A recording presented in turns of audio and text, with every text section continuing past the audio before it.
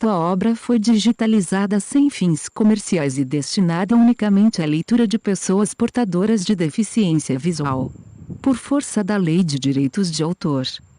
Por isto, este trabalho é oferecido gratuitamente aos amigos cegos e deficientes visuais de acordo com a Lei 9.610, de 19 de fevereiro de 1998, sobre direitos autorais. Alteração, atualização e consolidação da legislação. Título I. Dos direitos do autor. Capítulo IV. Das limitações aos direitos autorais. Art. 46 não constitui ofensa aos direitos autorais, e, a reprodução d. de obras literárias, artísticas ou científicas, para uso exclusivo de deficientes visuais, sempre que a reprodução, sem fins comerciais, seja feita mediante o sistema Braille ou outro procedimento em qualquer suporte para esses destinatários. O defunto. Essa de Queiroz. Projeto Adamastor. Ficha técnica. Título: O defunto.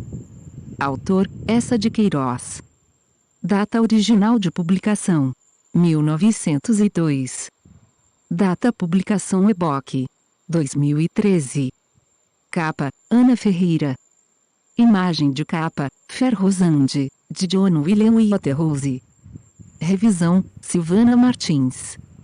Esta obra foi revista segundo o Acordo Ortográfico de 1945, com base no texto disponível no Project Gutenberg. Este trabalho foi licenciado com uma licença Creative Commons, atribuição compartilha igual 3.0 não adaptada. I maiúsculo. No ano de 1474, que foi, por toda a cristandade tão abundante em mercês divinas, reinando em Castela el rei Henrique IV, veio habitar na cidade de Segóvia, onde herdara moradias e uma horta, um cavaleiro moço, de muito limpa linhagem e gentil parecer, que se chamava de Rui de Cardenas. Essa casa, que lhe legara seu tio, arcediago e mestre em cânones, ficava ao lado e na sombra silenciosa da igreja de Nossa Senhora do Pilar, e, em frente, para além do adro, onde cantavam as três bicas de um chafariz antigo, era o escuro e gradeado palácio de Alonso de Lara, fidalgo de grande riqueza e maneiras sombrias, que já na madureza da sua idade, todo grisalho, desposara uma menina falada em Castela pela solvura, cabelos cor de sol claro, e colo de garça real.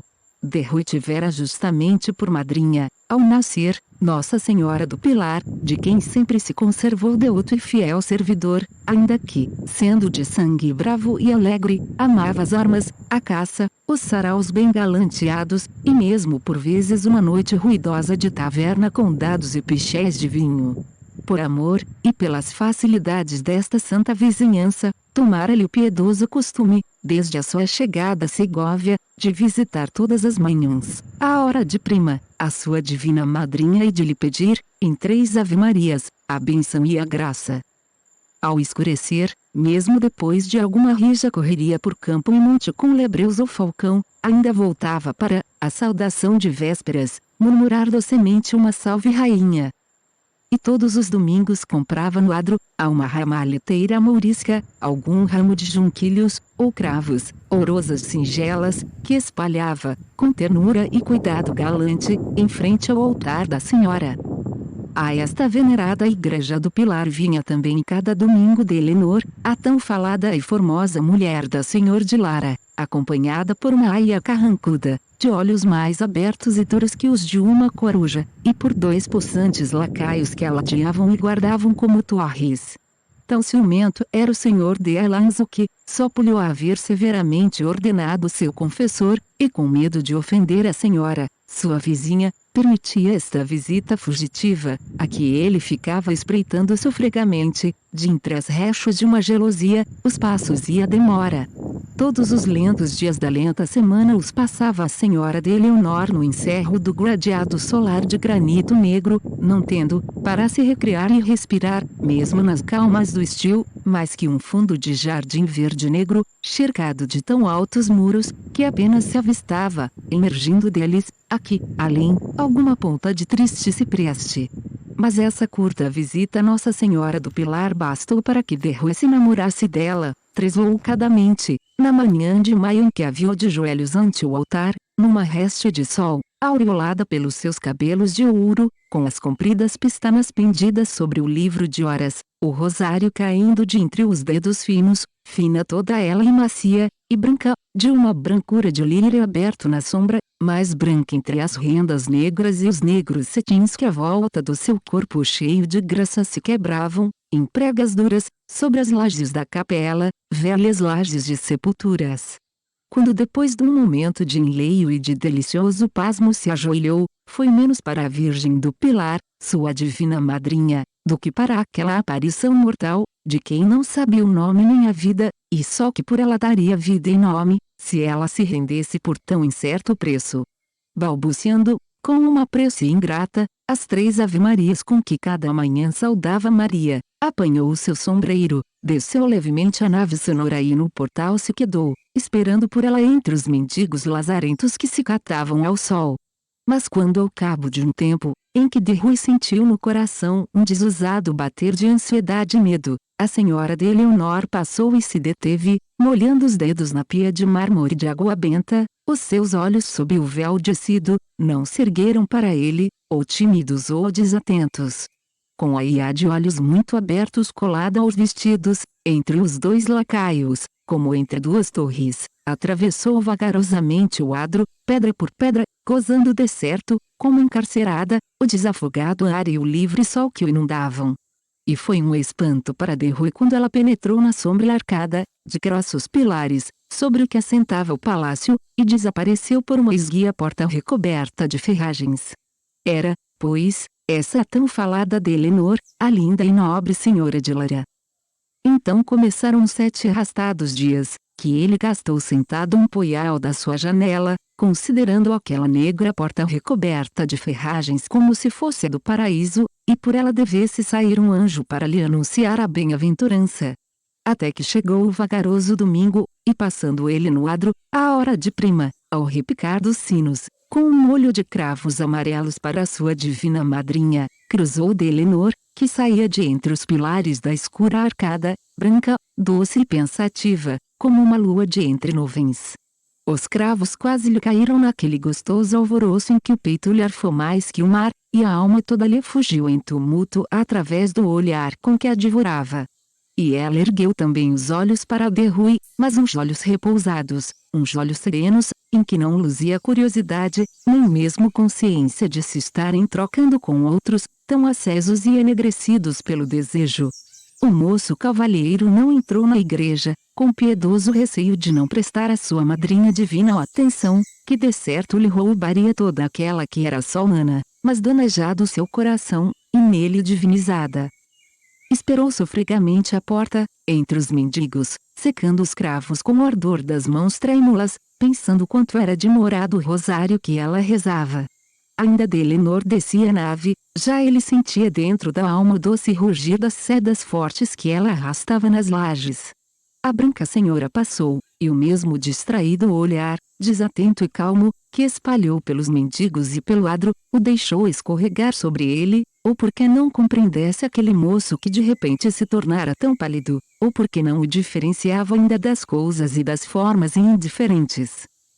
Derrui abalou, com um fundo suspiro, e, no seu quarto, pôs devotamente ante a imagem da Virgem as flores que não oferecera, na igreja, ao seu altar. Toda a sua vida se tornou então um longo queixume por sentir tão fria e desumana aquela mulher, única entre as mulheres, que prendera e tornara sério o seu coração ligeiro e errante.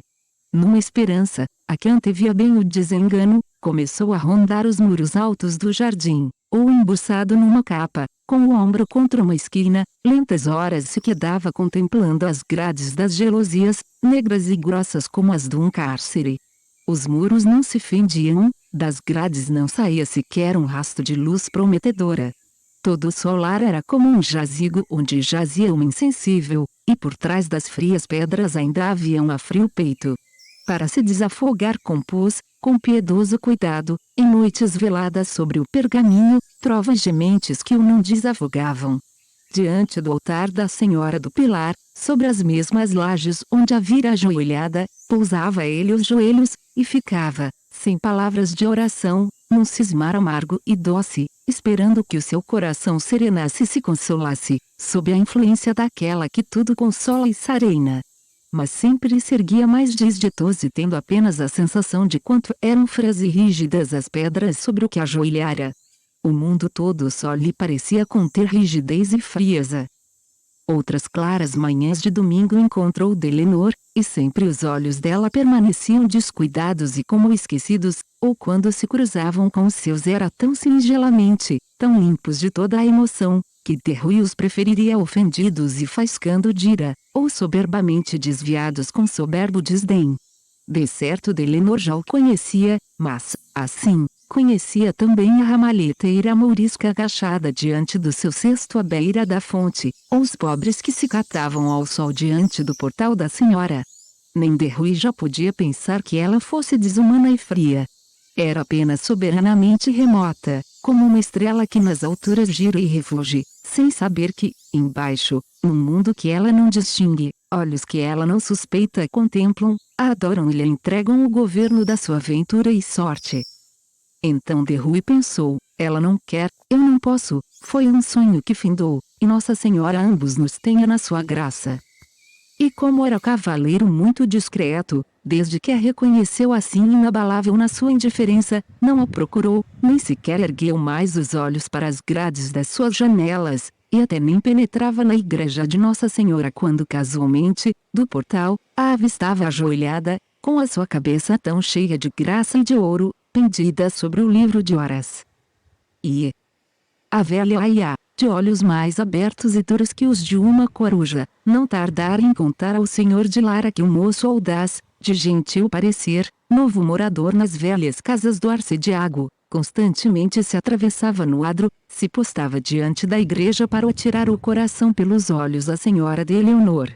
Bem amargamente o sabia já o ciumento fidalgo, porque quando da sua janela espreitava, como um falcão, a airosa senhora a caminho da igreja, observara os giros, as asperas, os olhares dardejados daquele moço galante, e puxara as barbas de furor. Desde então, na verdade, a sua mais intensa ocupação era odiar Derruí, o impudente sobrinho do cônego, que ousava erguer o seu baixo desejo até a alta senhora de Lara. Constantemente agora o trazia vigiado por um serviçal, e conhecia todos os seus passos e pousos, e os amigos com quem caçava ou folgava, e até quem lhe talhava os gibões, e até quem lhe polia a espada, e cada hora do seu viver. E mais ansiosamente ainda vigiava de Eleonor, cada um dos seus movimentos, os mais fugitivos modos, os silêncios e o conversar com as aias, as distrações sobre o bordado, o jeito de cismar sob as árvores do jardim, e o ar e a cor com que recolhia da igreja. Mas tão inalteradamente serena no seu sossego de coração se mostrava a senhora de Eleonor que nem o ciúme mais imaginador de culpas poderia achar manchas naquela pura neve. Redobradamente áspero então se voltava o rancor de Alonso contra o sobrinho do cônego, por ter apetecido aquela pureza, e aqueles cabelos cor de sol claro, e aquele colo de garça real, que eram só seus, para esplêndido gosto da sua vida. E quando passeava na sombria galeria do solar sonora e toda de abobada, embrulhado na sua samarra orlada de peles, com o bico da barba grisalha espetado para diante, a grenha crespa eriçada para trás e os punhos cerrados, era sempre remoendo o mesmo fel.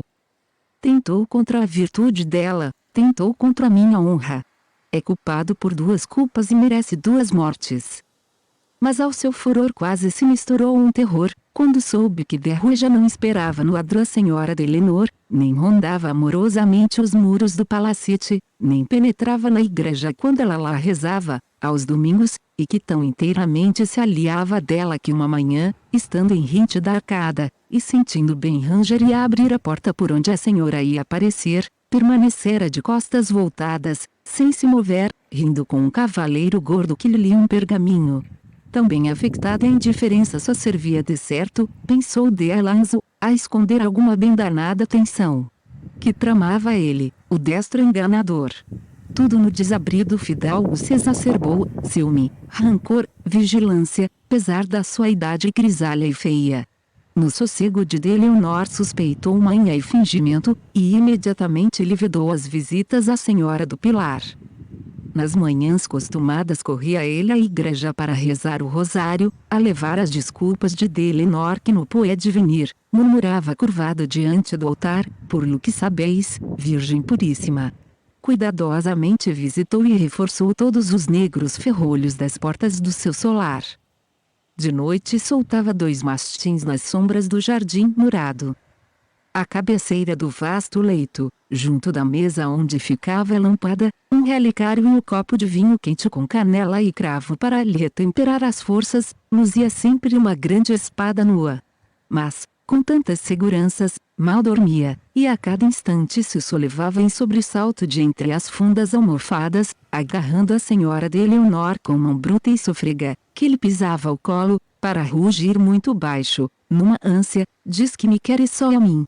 Depois, com a alvorada, lá se empoleirava, a espreitar, como um falcão, as janelas de Derruí. Nunca o avistava, agora, nem à porta da igreja às horas de missa, nem recolhendo do campo, a cavalo, ao toque de ave-marias. É por o sentir assim sumido dos saites e giros costumados é que mais o suspeitava dentro do coração de Eleonor. Enfim, uma noite, depois de muito trilhar o lajedo da galeria, remoendo surdamente desconfianças e ódios, gritou pelo intendente e ordenou que se preparassem trouxas e cavalgaduras. Cedo, de madrugada, partiria, com a senhora de Eleonor, para sua herdade de Cabril, a 2 léguas de Segóvia. A partida não foi de madrugada, como uma fuga de avarento que vai esconder longe o seu tesouro, mas, realizada com aparato e demora, ficando a liteira diante da arcada, a esperar longas horas, de cortinas abertas, enquanto um cavalario passeava pelo adro a mula branca do fidalgo, encharelada mourisca, e do lado do jardim a récua de machos, carregados de baus, presos às argolas, sob o sol e a mosca, aturdiam a viela com o tilintar dos guizos. Assim derruiçou-se a jornada do senhor de Lara, e assim a soube toda a cidade. Fora um grande contentamento para Eleonor, que gostava de Cabril, dos seus viçosos pomares, dos jardins, para onde abriam, rasgadamente sem grades, as janelas dos seus aposentos claros, aí ao menos tinha largo ar, pleno sol, e alegretes a regar, um viveiro de pássaros, e tão compridas ruas de loureiro ou teixo, que eram quase a liberdade. E depois esperava que no campo se aligerassem aqueles cuidados que traziam, nos derradeiros tempos, tão enrugado e taciturno seu marido e senhor. Mas não logrou esta esperança, porque ao cabo de uma semana ainda se não desanuviara a face de Alonso, nem de certo havia frescura de arvoredos, sussurros de águas correntes, ou aromas esparsos nos rosais em flor, que calmassem agitação tão amarga e funda. Como em Segóvia, na galeria sonora de grande abobada, sem descanso passava, enterrado na sua samarra, com o bico da barba espetado para diante, a grenha basta eriçada para trás, um jeito de arreganhar silenciosamente o peiço, como se meditasse maldades a que gozava de antemão o sabor acre. E todo o interesse da sua vida se concentrara num serviçal, que constantemente galopava entre Segóvia e Cabril, e que ele por vezes esperava no começo da aldeia, junto ao cruzeiro, ficando a escutar o homem que desmontava, ofegante, e logo lhe dava novas apressadas. Uma noite em que Eleonor, no seu quarto, rezava o terço com as aias, à luz de uma tocha de cera, o senhor de Lara entrou muito vagarosamente, trazendo na mão uma folha de pergaminho e uma pena mergulhada no seu tinteiro de osso. Com um rude aceno despediu as aias, que o temiam como um lobo. E, empurrando um escabelo para junto da mesa, volvendo para Eleonor a face a que impusera tranquilidade e agrado, como se apenas viesse por coisas naturais e fáceis. Senhora, quero que me escrevais aqui uma carta que muito me convém escrever. Tão costumada era nela a submissão, que, sem outro reparo ou curiosidade, indo apenas pendurar na barra do leito o rosário em que rezara, se acomodou sobre o escabelo, e os seus dedos finos, com muita aplicação, para que a letra fosse esmerada e clara, traçaram a primeira linha curta que o senhor de Lara ditara e era, meu cavaleiro. Mas quando ele ditou a outra, mais longa, e de um modo amargo, Eleonor arrojou a pena, como se a pena a escaldasse, e, recuando da mesa, gritou, numa aflição: Senhor, para que convém que eu escreva tais coisas e tão falsas? Num brusco furor, o senhor de Lara arrancou do cinto um punhal, que lhe agitou junto à face, rugindo surdamente. Ou escreveis o que vos mando e que a mim me convém, ou por Deus, que vos vara o coração. Mais branca que a cera da tocha que os alumiava, com a carne arrepiada ante aquele ferro que luzia, num terror supremo e que tudo aceitava, de Leonor murmurou: Pela Virgem Maria, não me façais mal. Nem vos agasteis, Senhor, que eu vivo para vos obedecer e servir. Agora, mandai, que eu escreverei. Então, com os punhos cerrados nas bordas da mesa, onde pousara o punhal, esmagando a frágil e desditosa mulher sob o olhar duro que fuzilava, o senhor de Lara ditou, atirou roucamente, aos pedaços, aos repelões, uma carta que dizia, quando finda e traçada em letra bem certa e trêmula: Meu cavaleiro, muito mal haveis compreendido, ou muito mal pagais o amor que vos tenho, e que não vos pude nunca, em Segóvia, mostrar claramente. Agora aqui estou em Cabril, ardendo por vos ver, e se o vosso desejo corresponde ao meu, bem facilmente o podeis realizar, pois que meu marido se acha ausente noutra herdade, e esta de Cabril é toda fácil e aberta. Vinde esta noite, entrai pela porta do jardim, do lado da zinhaga, passando o tanque, até o terraço. Aí avistareis uma escada encostada a uma janela da casa, que é a janela do meu quarto, onde sereis bem docemente agasalhado por quem ansiosamente vos espera. Agora, senhora, assinai por baixo o vosso nome, que isso sobretudo convém. Delenor traçou vagarosamente o seu nome, tão vermelha como se a despissem diante de uma multidão. É agora, ordenou o marido mais surdamente, através dos dentes cerrados, endereçai a de Rui de Cardenas. Ela ousou erguer os olhos, na surpresa daquele nome desconhecido. Andai. A de Rui de Cardenas, gritou o homem sombrio. E ela endereçou a sua desonesta carta a de Rui de Cardenas. Delanas meteu o pergaminho no cinto, junto ao punhal que embainhara, e saiu em silêncio com a barba espetada, abafando o rumor dos passos nas lajes do corredor. Ela ficara sobre o escabelo, as mãos cansadas e caídas no regaço, um infinito espanto, o olhar perdido na escuridão da noite silente. Menos escura lhe parecia a morte que essa escura aventura em que se sentia envolvida e levada. Quem era esse de Rui de Cardenas, de quem nunca ouvira falar, que nunca atravessara a sua vida, tão quieta, tão pouco povoada de memórias e de homens? E ele de certo a conhecia, a encontrara, a seguira, ao menos com os olhos, pois que era coisa natural e bem ligada a receber dela carta de tanta paixão e promessa. Assim, um homem, e moço de certo bem nascido, talvez gentil, penetrava no seu destino bruscamente, trazido pela mão de seu marido. Tão intimamente mesmo se entranhara esse homem na sua vida, sem que ela se apercebesse, que já para ele se abria de noite a porta do seu jardim, e contra a sua janela, para ele subir, se arrumava de noite uma escada. E era seu marido que muito secretamente escancarava a porta, e muito secretamente levantava a escada. Para quê? Então, num relance, Leonor compreendeu a verdade, a vergonhosa verdade, que lhe arrancou um grito ansiado e mal sufocado. Era uma cilada. O senhor de Lara atraía Cabril esse de Rui com uma promessa magnífica, para dele se apoderar, e de certo matar, indefeso e solitário.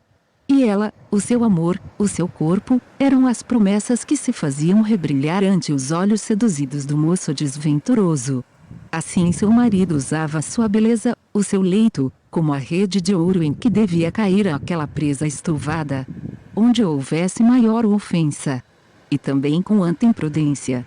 Bem poderia se de Rui de Cardenas desconfiar, não aceder a convite tão abertamente amoroso, e depois mostrar por toda a Segóvia, rindo e triunfando, aquela carta em que lhe fazia oferta do seu leito e do seu corpo a mulher de Alonso de Lara. Mas não. O desventurado correria a Cabril, e para morrer, miseravelmente morrer no negro silêncio da noite, sem padre, nem sacramentos, com uma alma encharcada em pecado de amor. Para morrer, De certo, por quem nunca o senhor de Lara permitiria que vivesse o homem que recebera tal carta? Assim, aquele moço morria por amor dela, e por um amor que, sem lhe valer nunca um gosto, lhe valia logo a morte. De certo por amor dela, pois que tal ódio do senhor de Lara, ódio que com tanta deslealdade e vilania se cevava, só podia nascer de ciúmes, que lhe escureciam todo o dever de cavaleiro e de cristão. Sem dúvida ele surpreendera olhares, passos, tensões deste senhor de Rui, mal acautelado por bem namorado. Mas quando confusamente se lembrava ela de um moço que um domingo a cruzara no adro, a esperar ao portal da igreja, com um molho de cravos na mão. Seria esse. Era de nobre parecer, muito pálido, com grandes olhos negros e quentes. Ela passara, nem pensara. Os cravos que segurava na mão eram vermelhos e amarelos. A quem os levava? Ah, se o pudesse avisar, bem cedo, de madrugada. Como, se não havia em Cabril serviçal ou aiá de quem se fiasse. Mas deixar que uma bruta espada varasse traiçoeiramente aquele coração, que vinha cheio dela, palpitando por ela, todo na esperança dela. Oh, a desabrida e ardente correria de Rui, desde Segóvia a Cabril, com a promessa do encantador jardim aberto, da escada posta contra a janela, sob a nudez e proteção da noite. Mandaria realmente o senhor de Lara encostar uma escada à janela. De certo, para com mais facilidade o poderem matar, ao pobre, e doce, e inocente moço, quando ele subisse, mal segura sobre um frágil degrau, as mãos embaraçadas, a espada a dormir na bainha. E assim, na outra noite, em face ao seu leito, a sua janela estaria aberta, e uma escada estaria erguida contra a sua janela à espera de um homem. Emboscado na sombra do quarto, seu marido seguramente mataria esse homem. Mas se o senhor de Lara esperasse fora dos muros da quinta, assaltasse brutalmente, na alguma azinhaga, aquele de Rui de Cardenas, e ou por menos destro, ou por menos forte, num terçar de armas, caísse ele traspassado, sem que o outro conhecesse a quem matara. E ela, ali, no seu quarto, sem saber, e todas as portas abertas, e a escada erguida, e aquele homem assomando à janela na sombra macia da noite tépida, e o marido que a devia defender morto no fundo de uma azinhaga. Que faria ela, virgem mãe? Oh, de certo repeliria, soberbamente, o moço temerário. Mas o espanto dele e a cólera do seu desejo enganado. Por vós é que eu vim chamado, senhora.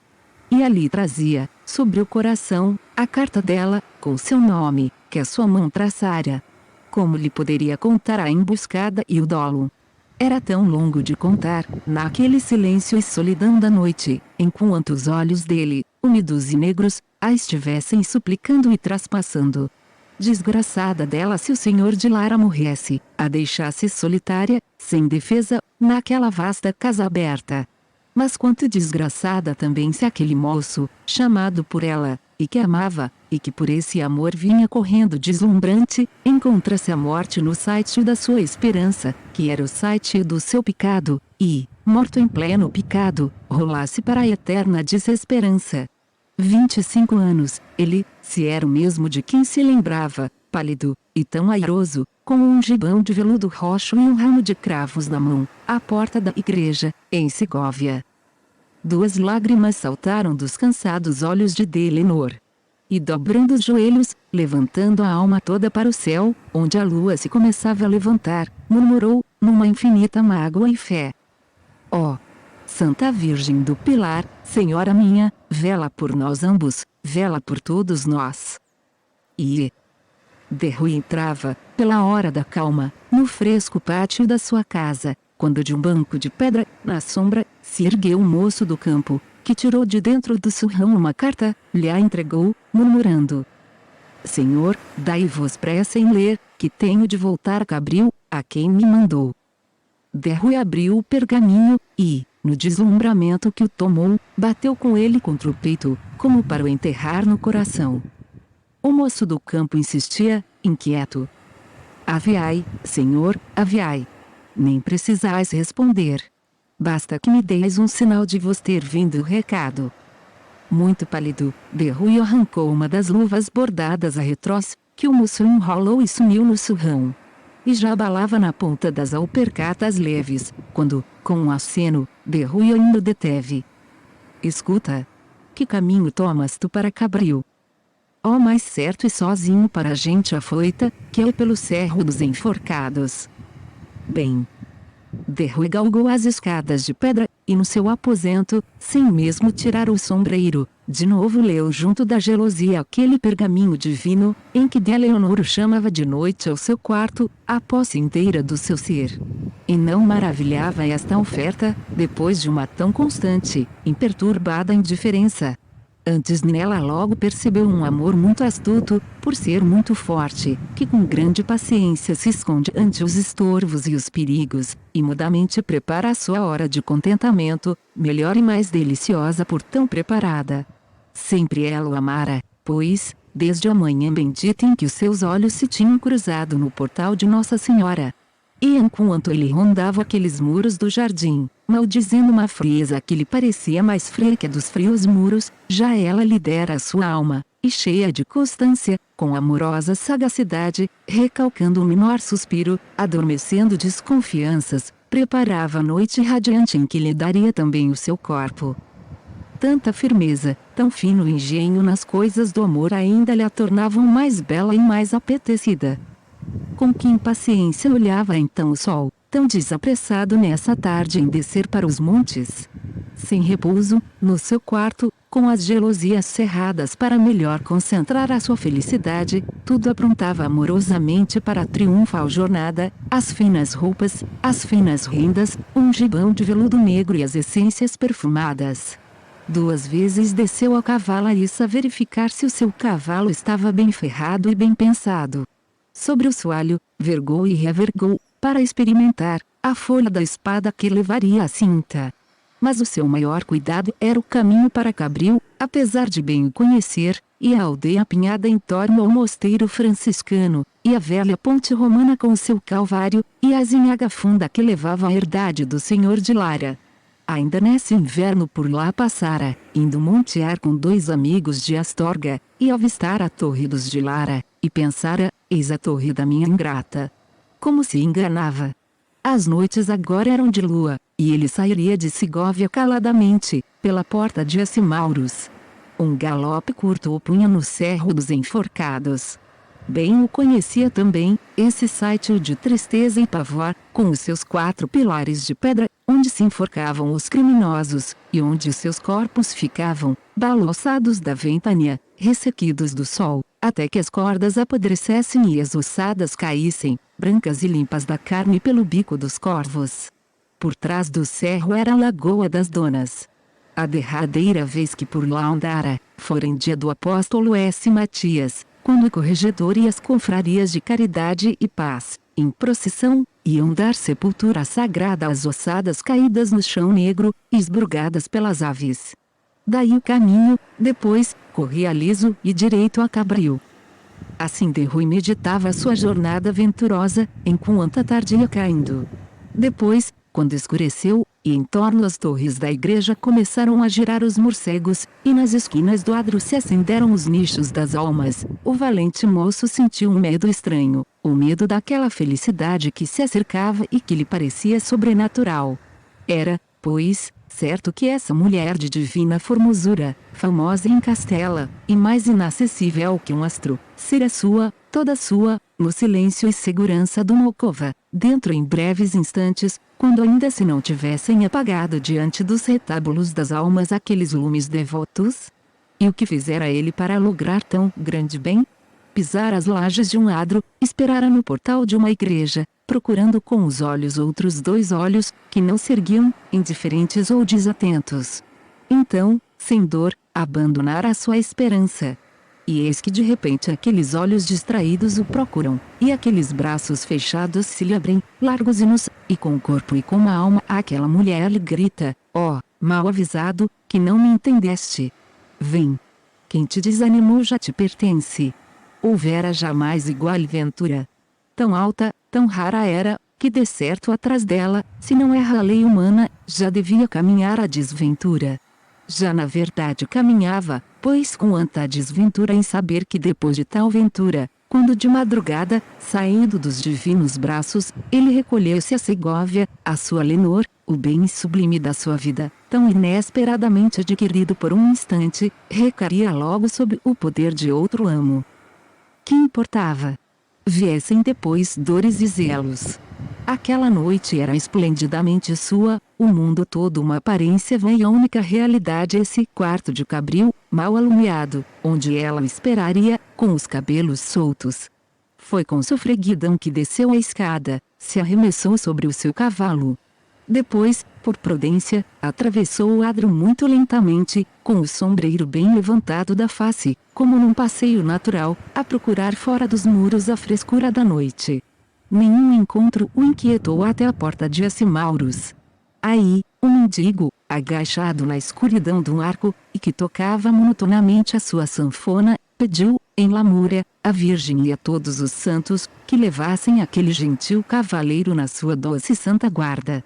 Derrui parara para lhe tirar uma esmola, quando se lembrou que nessa tarde não fora à igreja, à hora de vésperas, rezar e pedir a bênção à sua divina madrinha. Com um salto, desceu logo do cavalo, porque, justamente, rente ao velho arco, tremeluzia uma lâmpada alumiando um retábulo. Era uma imagem da Virgem com o peito traspassado por 7 espadas. Derrui ajoelhou, pousou o sombreiro nas lajes, e com as mãos erguidas, muito zelosamente, rezou uma salve rainha. O clarão amarelo da luz envolvia o rosto da senhora, que, sem sentir as dores dos 7 ferros, ou como se lhe só dessem inefáveis gozos, sorria com os lábios muito vermelhos. Enquanto ele rezava, no convento de São Domingos, ao lado, a sineta começou a tocar a agônia.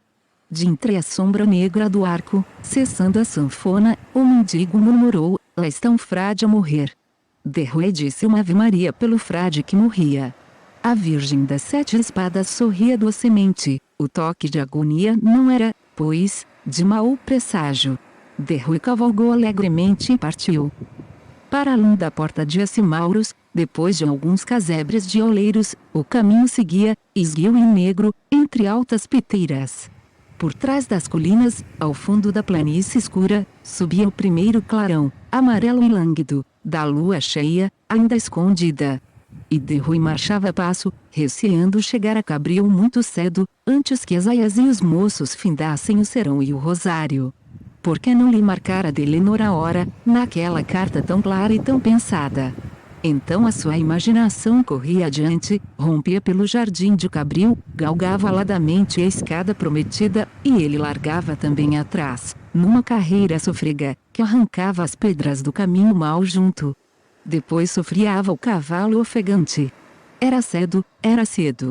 E retomava o passo penoso, sentindo o coração contra o peito, como ave presa que bate as grades.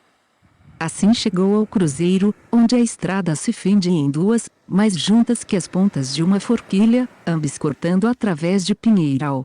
Descoberto diante da imagem crucificada, Derrui teve um instante de angústia, pois não se recordava qual delas levava ao cerro dos enforcados. Já se embrenhara na mais cerrada, quando, de entre os pinheiros calados, uma luz surgiu, dançando no escuro. Era uma velha em farrapos, com as longas melenas soltas, vergada sobre um bordão e levando uma candeia. "Para onde vai este caminho?" gritou Derrui. A velha balançou mais ao alto a candeia, para mirar o cavaleiro. "Para Charalma." Ilhos e velha imediatamente se sumiram, fundidas na sombra, como se ali tivessem surgindo somente para avisar o cavaleiro do seu caminho errado. Já ele virara arrebatadamente, e, rodeando o Calvário, galopou pela outra estrada mais larga, até avistar sobre a claridade do céu os pilares negros, os madeiros negros do cerro dos enforcados. Então estacou, direito nos estribos. Um comoro alto, seco, sem erva ou orze, ligados por um muro baixo, todo esbrechado, lá se erguiam, negros, enormes, sobre a amarelidão do luar, os 4 pilares de granito semelhantes aos 4 cunhais de uma casa desfeita. Sobre os pilares pousavam 4 grossas traves. Das traves pendiam 4 enforcados negros e rígidos, no ar parado e mudo. Tudo em torno parecia morto como eles. Gordas aves de rapina dormiam empoleiradas sobre os madeiros. Para além, rebrilhava lividamente a água morta da Lagoa das Donas. No céu, a lua ia grande e cheia. De Rui murmurou o Padre Nosso devido por todo cristão aquelas almas culpadas. Depois impeliu o cavalo, e passava, quando, no imenso silêncio e na imensa solidão, se ergueu, ressoou uma voz que o chamava, suplicante e lenta. Cavaleiro, detende-vos, vinde cá. De Rui colheu bruscamente as rédeas e erguido sobre os estribos, atirou os olhos espantados por todo o sinistro ermo. Só avistou o cerro áspero, a água rebrilhante e muda, os madeiros, os mortos. Pensou que fora ilusão da noite ou ousadia de algum demônio errante. E, serenamente, picou o cavalo, sem sobressalto ou pressa, como numa rua de Segóvia. Mas, por trás, a voz tornou, mais urgentemente o chamou, ansiosa, quase aflita. Cavaleiro, esperai, não vos vades, voltai, chegai aqui. De novo De Rui estacou e, virado sobre a sela, encarou afoitamente os 4 corpos pendurados das traves. Do lado deles soava a voz, que, sendo humana, só podia sair de forma humana. Um desses enforcados, pois, o chamará, com tanta pressa e ânsia. E estaria alguns, por maravilhosa mercê de Deus, alento e vida. Ou seria que, por maior maravilha, uma dessas carcaças meio apodrecidas o detinha para lhe transmitir avisos de além da campa.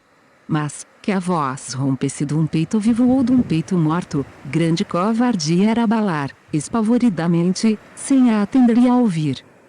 Atirou logo para dentro do cerro o cavalo, que tremia, e, parando, direito e calmo, com a mão na ilharga, depois de fitar, um por um, os 4 corpos suspensos, gritou.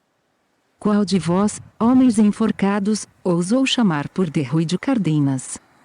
Então aquele que voltava as costas à lua cheia respondeu, do alto da corda, muito quieta e naturalmente, como um homem que conversa da sua janela para a rua. Senhor, fui eu. De Rui fez avançar para diante dele o cavalo. Não lhe distinguia a face, enterrada no peito, escondida pelas longas e negras melenas pendentes. Só percebeu que tinha as mãos soltas e desamarradas, e também soltos os pés nus, já ressequidos e da cor do betume. Que me queres? O enforcado, suspirando, murmurou. Senhor, fazei-me a grande mercê de me cortar esta corda em que estou pendurado. De Rui arrancou a espada e de um golpe certo cortou a corda meio apodrecida. Com um sinistro som de ossos entrechocados o corpo caiu no chão, onde jazeu um momento, estirado. Mas, imediatamente, se endireitou sobre os pés mal seguros e ainda dormentes, e ergueu para De Rui uma face morta, que era uma caveira com a pele muito colada, e mais amarela que a lua que nela batia. Os olhos não tinham movimento nem brilho. Ambos os beiços se lhe arreganhavam num sorriso empedernido. De entre os dentes, muito brancos, surgia uma ponta de língua muito negra. De Rui não mostrou terror, nem asco. E embainhando serenamente a espada. Tu estás morto ou vivo? Perguntou. O homem encolheu os ombros com lentidão. Senhor, não sei. Quem sabe o que é a vida? Quem sabe o que é a morte? Mas que queres de mim? O enforcado, com os longos dedos descarnados, alargou o nó da corda que ainda lhe laçava o pescoço e declarou muito serena e firmemente. Senhor, eu tenho de ir convosco a Cabril, onde vós ides. O cavaleiro estremeceu num tão forte assombro, repuxando as rédeas, que o seu bom cavalo se empinou como assombrado também. Comigo a Cabril. O homem curvou o espinhaço, a que se viam os ossos todos, mais agudos que os dentes de uma serra, através de um longo rasgão da camisa de estamanha. Senhor, suplicou, não me negueis. Que eu tenho a receber grande salário se vos fizer grande serviço. Então De Rui pensou de repente que bem podia ser aquela matraça formidável do demônio. E, cravando os olhos muito brilhantes na face morta que para lhe se erguia, ansiosa, à espera do seu consentimento, fez um lento e largo sinal da cruz. O enforcado vergou os joelhos com assustada reverência. Senhor, para que me experimentais com esse sinal? Só por ele alcançamos remissão, e eu só dele espero misericórdia. Então Derrui pensou que, se esse homem não era mandado pelo demônio, bem podia ser mandado por Deus. E logo devotamente, com um gesto submisso em que tudo entregava ao céu, consentiu, aceitou o pavoroso companheiro. Vem comigo, pois, a Cabril, se Deus te manda. Mas eu nada te pergunto e tu nada me perguntes. Desceu logo o cavalo a estrada, toda alumiada da lua. O enforcado seguia ao seu lado, com passos tão ligeiros, que mesmo quando Derrui galopava ele se conservava rente ao estribo, como levado por um vento mudo. Por vezes, para respirar mais livremente, repuxava um nó da corda que lhe enroscava o pescoço. E, quando passavam entre sébos onde errasse o aroma de flores silvestres, o homem murmurava com infinito alívio e delícia. Como é bom correr! Derrui ia num assombro, num tormentoso cuidado. Bem compreendia agora que era aquele um cadáver reanimado por Deus, para um estranho e encoberto serviço. Mas para que lhe dava Deus tão medonho companheiro? Para o proteger. Para impedir que Belenor, amada do céu pela sua piedade, caísse em culpa mortal? E, para tão divina incumbência de tão alta mercê, já não tinha o Senhor anjos no céu, que necessita se empregar um supliciado. Ah, como ele voltaria alegremente a rédea para Segóvia, se não fora a galante lealdade de cavaleiro, o orgulho de nunca recuar, e a submissão às ordens de Deus, que sentia sobre si pesarem. Dum alto da estrada, de repente avistaram Cabril, as torres do convento franciscano alvejando ao luar, os casais adormecidos entre as hortas. Muito silenciosamente, sem que um cão ladrasse de trás das cancelas ou de cima dos muros, desceram a velha ponte romana. Diante do Calvário, o enforcado caiu de joelhos nas lajes, ergueu os lívidos ossos das mãos, ficou longamente rezando, entre longos suspiros. Depois, ao entrar na azinhaga, bebeu muito tempo, e consoladamente, de uma fonte que corria e cantava sob as frondes de um salgueiro. Como a azinhaga era muito estreita, ele caminhava adiante do cavaleiro, todo curvado, os braços cruzados fortemente sobre o peito, sem um rumor. A lua ia alta no céu. Derrui considerava com amargura aquele disco, cheio e lustroso, que espargia tanta claridade, e tão indiscreta, sobre o seu segredo. Ah, como se estragava a noite que devia ser divina! Uma enorme lua surgia de entre os montes para tudo alumiar. Um enforcado descia da forca para o seguir e tudo saber. Deus assim ordenara. Mas que tristeza chegar à doce porta da semente prometida, com tal intruso ao seu lado, sob aquele céu todo claro. Bruscamente, o enforcado estacou, erguendo o braço, de onde a manga pendia em farrapos. Era o fim da azinhaga que desembocava em caminho mais largo e mais batido, e diante deles avejava o comprido muro da quinta do senhor de Lara, tendo aí um mirante, com varandins de pedra, e todo revestido de era. Senhor, murmurou o enforcado, segurando com respeito o estribo de Derrui, logo a poucos passos deste mirante é a porta por onde deveis penetrar no jardim. Convém que aqui deixeis o cavalo, amarrado a uma árvore, se o tendes por seguro e fiel. Que na empresa em que vamos, já é demais o rumor dos nossos pés. Silenciosamente Derrui apeou, prendeu o cavalo, que sabia fiel e seguro, ao tronco de um alamucico. E tão submisso se tornara aquele companheiro imposto por Deus, que sem outro reparo o foi seguido rente do muro que o luar batia. Com vagarosa cautela, e na ponta dos pés nus, avançava agora o enforcado, vigiando o alto do muro, sondando a negrura da sebe, parando a escutar rumores que só para ele eram percebíveis, por quem nunca Derrui conhecera a noite mais fundamente adormecida e muda. E tal susto, em quem devia ser indiferente a perigos humanos, foi lentamente enchendo também o valoroso cavaleiro de tão viva desconfiança, que tirava o punhal da bainha, enrodilhava a capa no braço, e marchava em defesa, com o olhar faiscando, como num caminho de emboscada e briga. Assim chegaram a uma porta baixa, que o enforcado empurrou, e que se abriu sem gemer nos gonzos. Penetraram numa rua aladeada de espessos teixos até um tanque cheio de água, onde boiavam folhas de nenúfares, e que toscos bancos de pedra circundavam, cobertos pela rama de arbustos em flor. por ali, murmurou o enforcado, estendendo o braço mirrado. Era além do tanque, uma avenida que densas e velhas árvores abobadavam e escureciam. Por ela se meteram, como sombras na sombra, o enforcado adiante, de rua seguido muito subtilmente, sem roçar um ramo, mal pisando a areia. Um leve fio de água sussurrava entre relvas.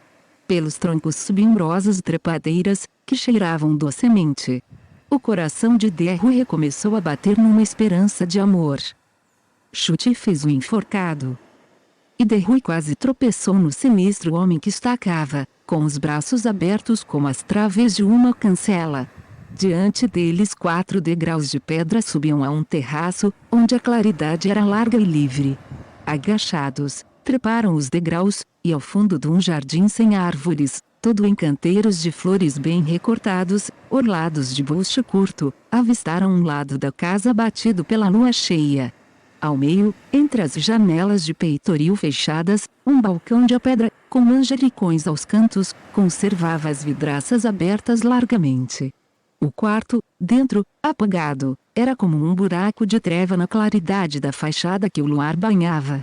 E arrimada contra o balcão, estava uma escada com degraus de corda. Então o enforcado empurrou Derrui vivamente dos degraus para a escuridão da avenida. E aí, com um modo urgente, dominando o cavaleiro, exclamou: Senhor, convém agora que me deis o vosso sombreiro e a capa.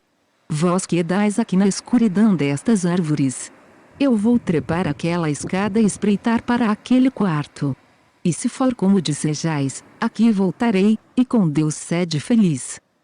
Derrui recuou no horror de que tal criatura subisse a tal janela.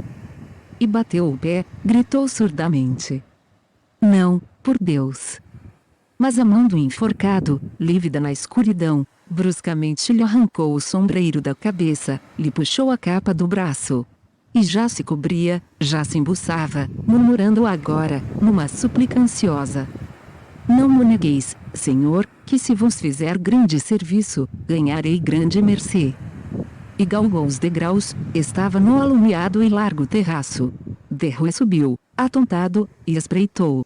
E, ó maravilha, era ele, Derrui, todo ele, na figura e no modo, aquele homem que, por entre os canteiros e o bucho curto, avançava, airoso e leve, com a mão na cintura, a face erguida risonhamente para a janela, a longa pluma escarlate do chapéu balançando em triunfo.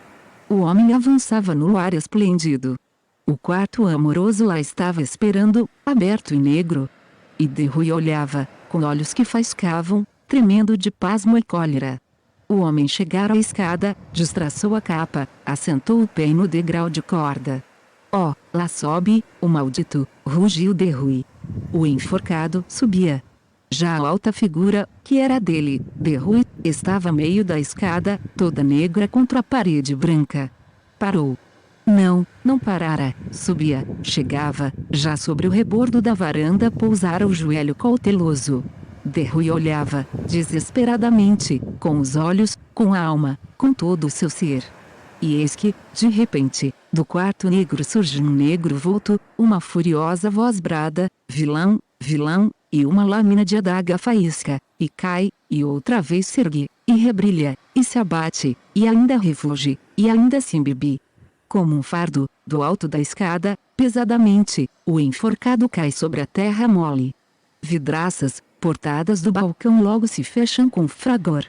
E não houve mais senão o silêncio, a serenidade macia, a lua muito alta e redonda no céu de verão. Num relance Derrui compreendera a traição, arrancara a espada, recuando para a escuridão da avenida, quando, ó maravilha, correndo através do terraço, aparece o enforcado, que lhe agarra a manga e lhe grita: A cavalo, senhor, e abalar, que o encontro não era de amor, mas de morte. Ambos descem arrebatadamente a avenida, costeiam o tanque sob o refúgio dos arbustos em flor, metem pela rua estreita orlada de teixos, varam a porta, e um momento param, ofegantes, na estrada, onde a lua, mais refulgente, mais cheia, fazia como um puro dia. E então, só então, Derrui descobriu que o enforcado conservava cravada no peito, até os copos, a adaga, cuja ponta lhe saía pelas costas, luzida e limpa. mas já o pavoroso homem o empurrava, o apressava. A cavalo, Senhor, e abalar, que ainda está sobre nós a traição. Arrepiado, numa ânsia de findar a aventura tão cheia de milagre e de horror, Derrui colheu as rédeas, cavalgou sofregamente. E logo, em grande pressa, o enforcado saltou também para a garupa do cavalo fiel. Todo se arrepiou o bom cavaleiro, ao sentir nas suas costas o roçar daquele corpo morto, dependurado de uma forca, atravessado por uma adaga. Com que desespero galopou então pela estrada infindável. Em carreira tão violenta o enforcado nem oscilava, rígido sobre a garupa, como um bronze num pedestal. E Derrui a cada momento sentia um frio mais regelado que lhe regelava os ombros, como se levasse sobre eles um saco cheio de gelo. Ao passar no cruzeiro murmurou, Senhor, valei-me. Para além do cruzeiro, de repente estremeceu com o quimérico medo de que tão fúnebre companheiro para sempre o ficasse acompanhando, e se tornasse seu destino galopar através do mundo, numa noite eterna, levando um morto à garupa. E não se conteve, gritou para trás, no vento da carreira que o esvergastava. Para onde quereis que vos leve? O enforcado, encostando tanto o corpo a Derrui que o magoou com os copos da adaga, segredou. Senhor, convém que me deixeis no cerro. Doce e infinito alívio para o bom cavaleiro, pois o cerro estava perto, e já lhe avistava, na claridade desmaiada, os pilares e as traves negras. Em breve estacou o cavalo que tremia, branqueado de espuma. Logo o enforcado, sem rumor, escorregou da garupa, segurou, como bom serviçal, o estribo de Derrui. E com a caveira erguida, a língua negra mais saída de entre os dentes brancos, murmurou em respeitosa súplica. Senhor, fazei-me agora a grande mercê de me pendurar outra vez da minha trave. Derrui estremeceu de horror. Por Deus! Que vos enforque, eu! O homem suspirou, abrindo os braços compridos. Senhor, por vontade de Deus e por vontade daquela que é mais cara a Deus. Então, resignado, submisso aos mandados do alto, Derrui apiou, e começou a seguir o homem, que subia para o cerro pensativamente, vergando o dorso, de onde saía, espetada e luzidia, a ponta da adaga. Pararam ambos sob a trave vazia. Em torno das outras traves pendiam as outras carcaças. O silêncio era mais triste e fundo que os outros silêncios da terra. A água da lagoa enegrecera. A lua descia e desfalecia. Derrui considerou a trave onde restava, curto no ar, o pedaço de corda que ele cortara com a espada. Como quereis que vos pendure? Exclamou. Aquele pedaço de corda não posso chegar com a mão, nem eu só basto para lá vos içar. Senhor, respondeu o homem, aí, um canto deve haver um longo rolo de corda. Uma ponta dela matareis a este nó que trago no pescoço, a outra ponta arremessareis por cima da trave, e puxando depois, forte como sois, bem me podereis reenforcar. Ambos curvados, com passos lentos, procuraram o rolo de corda. E foi o enforcado que o encontrou, o desenrolou. Então Derrui descalçou as luvas. E ensinado por ele, que tão bem aprendera do carascol, atou uma ponta da corda ao laço que o homem conservava no pescoço, e arremessou fortemente a outra ponta, que ondeou no ar, passou sobre a trave, ficou pendurada rente ao chão. E o rijo cavaleiro, fincando os pés, retesando os braços, puxou, içou o homem, até ele se quedar, suspenso, negro no ar, como um enforcado natural entre os outros enforcados. Estás bem assim? Lenta e sumida, veio a voz do morto. Senhor, estou como devo. Então Derrui, para o fixar, enrolou a corda em voltas grossas ao pilar de pedra. E tirando o sombreiro, limpando com as costas da mão o suor que o alagava, contemplou o seu sinistro e miraculoso companheiro. Estava já rígido como antes, com a face pendida sobre as melenas caídas, os pés inteiriçados, todo puído e carcomido como uma velha carcaça. No peito conservava a adaga cravada. Por cima, 2 corvos dormiam quietos. É agora que mais quereis? Perguntou Derrui, começando a calçar as luvas. Sumidamente, do alto, o enforcado murmurou. Senhor, muito vos rogo agora que, ao chegar a Segóvia, tudo conteis fielmente a Nossa Senhora do Pilar, vossa madrinha, que dela espero grande mercê para minha alma, por este serviço que, a seu mandado, vos fez o meu corpo. Então, de Rui de Cardenas tudo compreendeu, e, ajoelhando devotamente sobre o chão de dor e morte, rezou uma longa oração por aquele bom enforcado. Depois galopou para Segóvia. A manhã clareava quando ele transpôs a porta de Acimauros. No ar finos sinos claros tocavam matinas.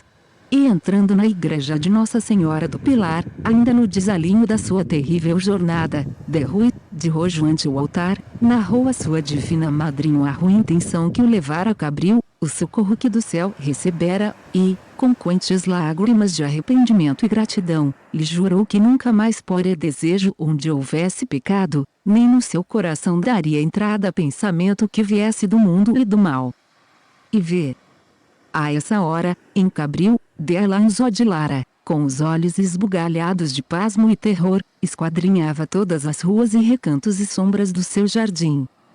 Quando ao alvorecer, depois de escutar a porta da câmara onde nessa noite encerrara a de Lenor, ele dissera subtilmente ao jardim e não encontrara, debaixo do balcão, rente à escada, como deliciosamente esperava, o corpo de Rui de Cardenas, teve por certo que o homem odioso, ao tombar, ainda com um resto débil de vida, se arrastara sangrando e arquejando, na tentativa de alcançar o cavalo e abalar de Cabril.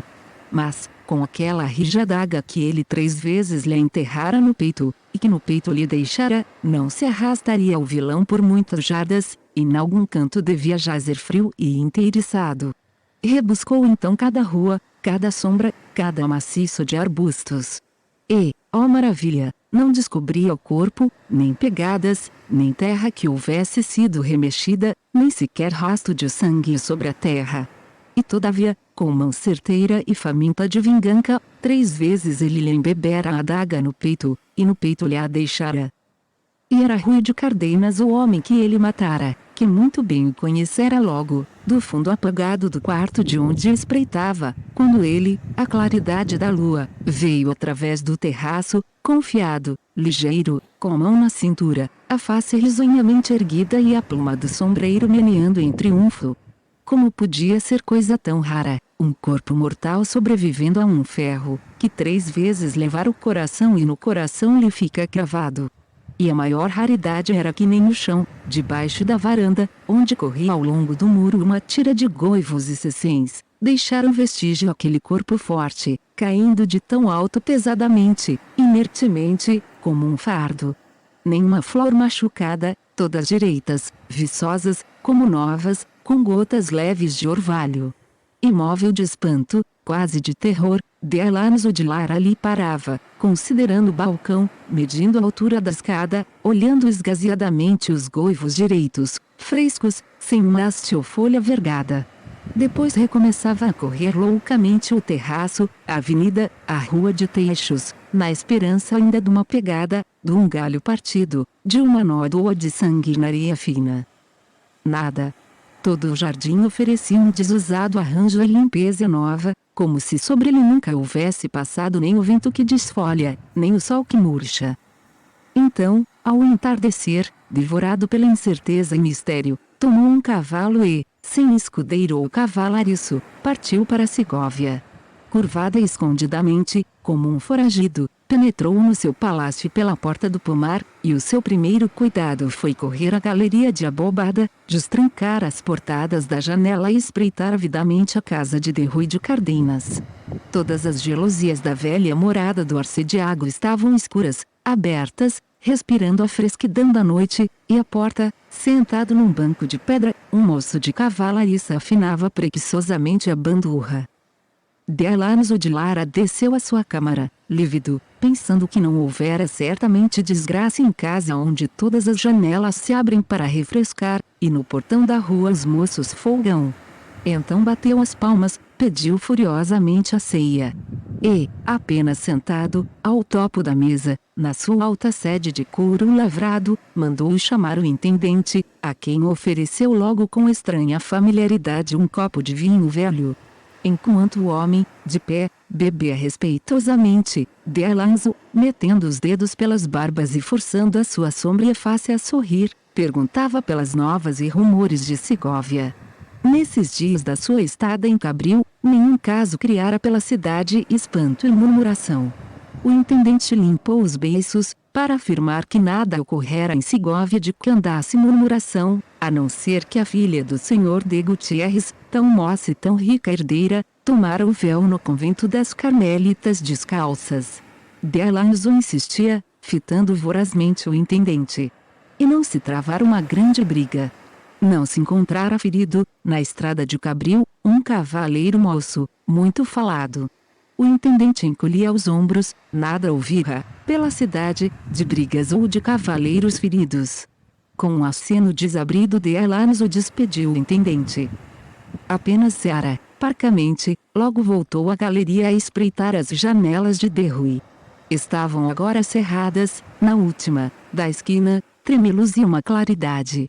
Toda a noite de Alonso velou, remoendo incansavelmente o mesmo espanto. Como pudera escapar aquele homem, com uma adaga atravessada no coração? Como pudera? Ao luzir da manhã, tomou uma capa, um largo assombreiro, desceu ao adro, todo embuçado e encoberto, e ficou rondando por diante da casa de Rui. Os sinos tocaram a matinas. Os mercadores, com os gibões mal abotoados, saíam a erguer as portadas das lojas, a pendurar as tabuletas. Já os hortelões, picando os burros carregados de ceiras, atiravam os pregões de hortaliça fresca, e frades descalços, com o alforje aos ombros, pediam esmola, benziam as moças. Beatas embilcadas, com grossos rosários negros, enfiavam golosamente para a igreja. Depois o pregoeiro da cidade, parando a um canto do adro, tocou uma buzina, e numa voz tremenda começou a ler um edital. O senhor de Lara parara junto do chafariz, pasmado, como embebido no cantar das 3 bicas de água.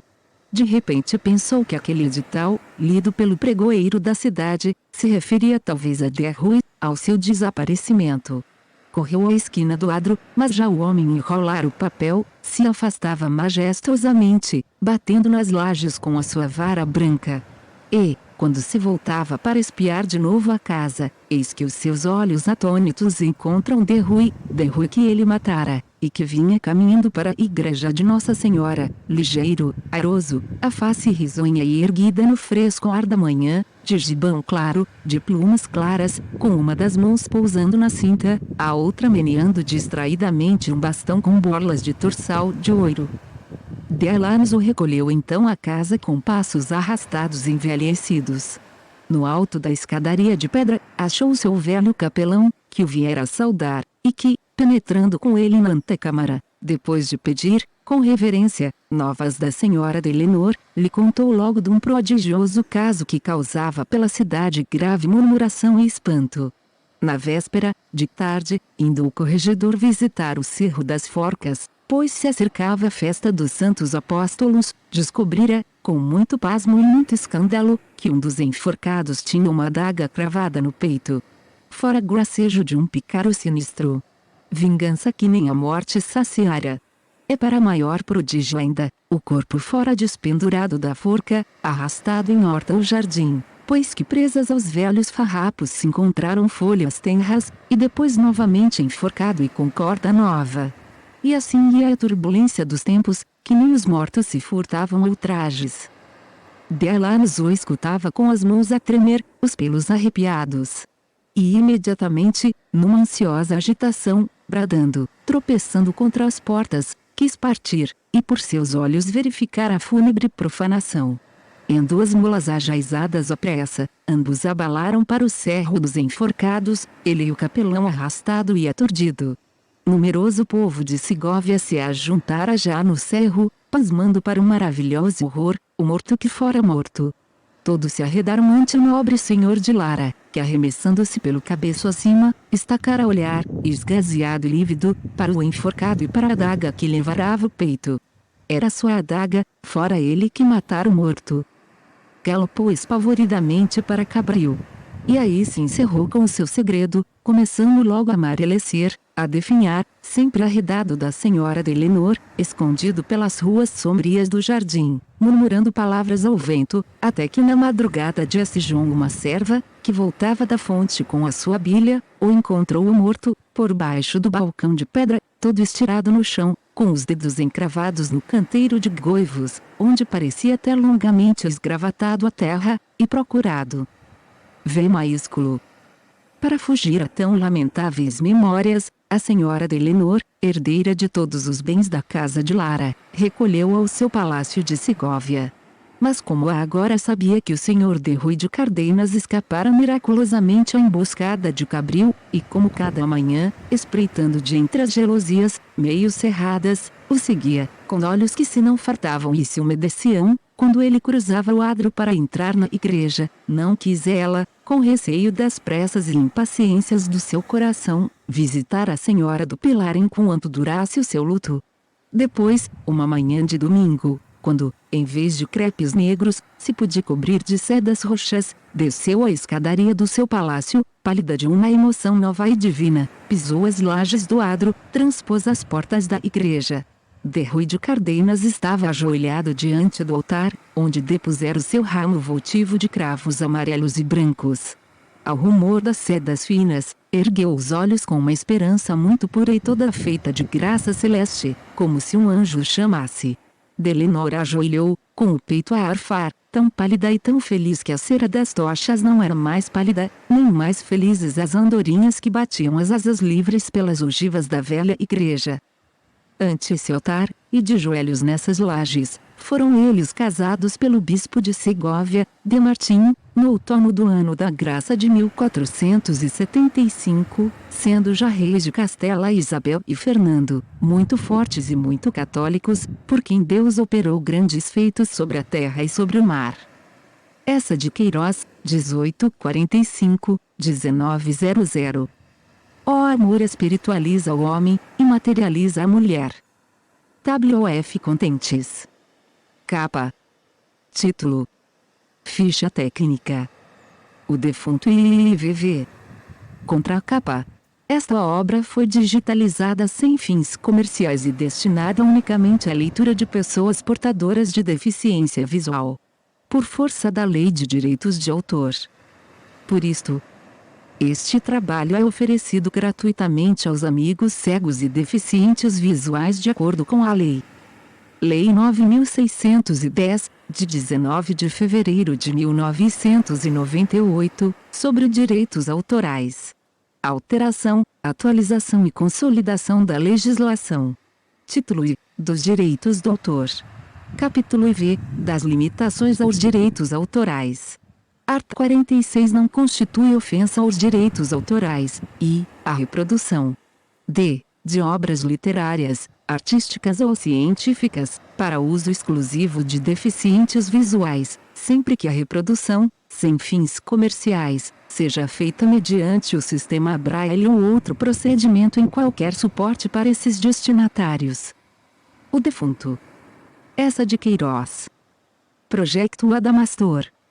Ficha técnica. Título: O defunto. Autor: Essa de Queiroz. Data original de publicação: 1902. Data publicação EBOC: 2013. Capa: Ana Ferreira. Imagem de capa: Fer Rosande, de John William Waterhouse. Revisão: Silvana Martins. Esta obra foi revista segundo o Acordo Ortográfico de 1945, com base no texto disponível no Project Gutenberg. Este trabalho foi licenciado com uma licença Creative Commons, atribuição compartilha igual 3.0 não adaptada. I maiúsculo. No ano de 1474, que foi, por toda a cristandade tão abundante em mercês divinas, reinando em Castela el rei Henrique IV, veio habitar na cidade de Segóvia, onde herdara moradias e uma horta, um cavaleiro moço, de muito limpa linhagem e gentil parecer, que se chamava de Rui de Cardenas. Essa casa, que lhe legara a seu tio, arcediago e mestre em cânones, ficava ao lado e na sombra silenciosa da igreja de Nossa Senhora do Pilar, e, em frente, para além do adro, onde cantavam as três bicas de um chafariz antigo, era o escuro e gradeado palácio de Alonso de Lara, fidalgo de grande riqueza e maneiras sombrias, que já na madureza da sua idade, todo grisalho, desposara uma menina falada em Castela pela solvura, cabelos cor de sol claro, e colo de garça real. De Rui tivera justamente por madrinha, ao nascer, Nossa Senhora do Pilar, de quem sempre se conservou devoto e fiel servidor, ainda que, sendo de sangue bravo e alegre, amava as armas, a caça, os saraus bem galanteados, e mesmo por vezes uma noite ruidosa de taverna com dados e pichés de vinho.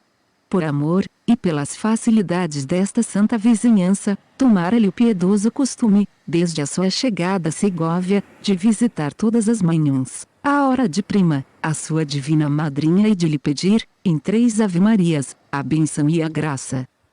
Ao escurecer, mesmo depois de alguma rija correria por campo e monte com lebreus ou falcão, ainda voltava para, a saudação de vésperas, murmurar docemente uma salve rainha. E todos os domingos comprava no adro, a uma ramalheteira mourisca, algum ramo de junquilhos, ou cravos, ou rosas singelas, que espalhava, com ternura e cuidado galante, em frente ao altar da Senhora. A esta venerada igreja do Pilar vinha também cada domingo de Helenor, a tão falada e formosa mulher da Senhor de Lara, acompanhada por uma aia carrancuda, de olhos mais abertos e duros que os de uma coruja, e por 2 possantes lacaios que a ladeavam e guardavam como torres. Tão ciumento era o senhor de Alonso que, só por lhe haver severamente ordenado seu confessor, e com medo de ofender a senhora, sua vizinha, permitia esta visita fugitiva, a que ele ficava espreitando sofregamente, de entre as rechas de uma gelosia, os passos e a demora. Todos os lentos dias da lenta semana os passava a senhora de Eleonor no encerro do gradeado solar de granito negro, não tendo, para se recrear e respirar, mesmo nas calmas do estio, mais que um fundo de jardim verde negro, cercado de tão altos muros, que apenas se avistava, emergindo deles, aqui, além, alguma ponta de triste cipreste. Mas essa curta visita a Nossa Senhora do Pilar bastou para que de Rui se namorasse dela, tresloucadamente, na manhã de maio em que a viu de joelhos ante o altar, numa réstia de sol, aureolada pelos seus cabelos de ouro, com as compridas pestanas pendidas sobre o livro de horas, o rosário caindo de entre os dedos finos, fina toda ela e macia, e branca, de uma brancura de lírio aberto na sombra, mais branca entre as rendas negras e os negros cetins que à volta do seu corpo cheio de graça se quebravam, em pregas duras, sobre as lajes da capela, velhas lajes de sepulturas. Quando depois de um momento de enleio e de delicioso pasmo se ajoelhou, foi menos para a Virgem do Pilar, sua divina madrinha, do que para aquela aparição mortal, de quem não sabia o nome nem a vida, e só que por ela daria vida e nome, se ela se rendesse por tão incerto preço. Balbuciando, com uma prece ingrata, as 3 ave-marias com que cada manhã saudava Maria, apanhou o seu sombreiro, desceu levemente a nave sonora e no portal se quedou, esperando por ela entre os mendigos lazarentos que se catavam ao sol. Mas quando ao cabo de um tempo, em que de Rui sentiu no coração um desusado bater de ansiedade e medo, a senhora de Eleonor passou e se deteve, molhando os dedos na pia de mármore de água benta, os seus olhos sob o véu descido, não se ergueram para ele, ou tímidos ou desatentos. Com a ia de olhos muito abertos colada aos vestidos, entre os 2 lacaios, como entre 2 torres, atravessou vagarosamente o adro, pedra por pedra, gozando de certo, como encarcerada, o desafogado ar e o livre sol que o inundavam.